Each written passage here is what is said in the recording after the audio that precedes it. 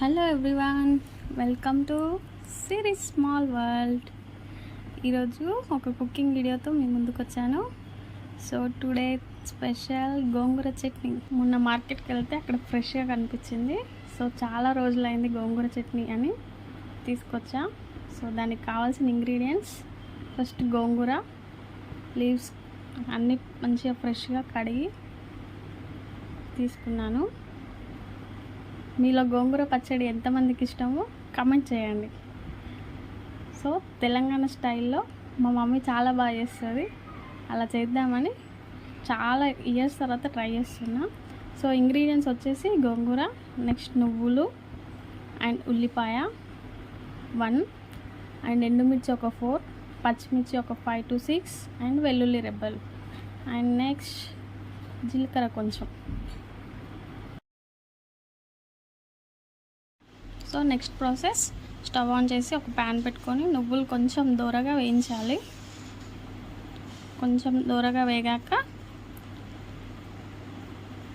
కొంచెం టైం తీసుకుంటుంది, మెల్లిగా దూరగా వేయించాలి.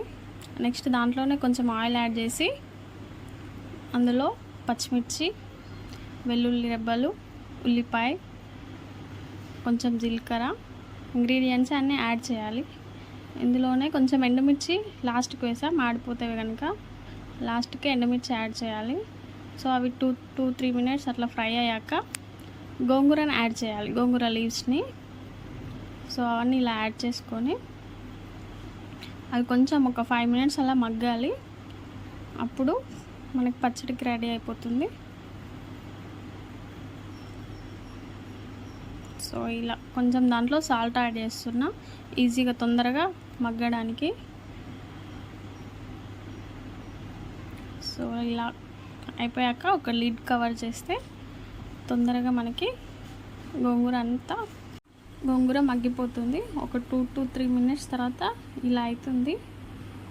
ఈ వీడియో మీకు నచ్చినట్టయితే ప్లీజ్ లైక్ చేసి షేర్, సబ్స్క్రైబ్ చేయండి మా ఛానల్ని.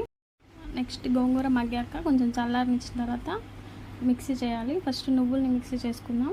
గోంగూరలో యాడ్ చేస్తే నువ్వులు సరిగ్గా మిక్స్ అవ్వవు కాబట్టి ఫస్ట్ నువ్వుల్ని మిక్సీ చేద్దాం.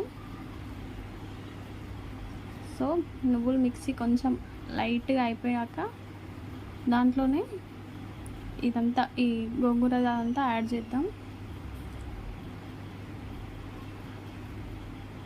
సో ఇలా మిక్సీ పట్టాక లాస్ట్కి ఇలా వచ్చింది.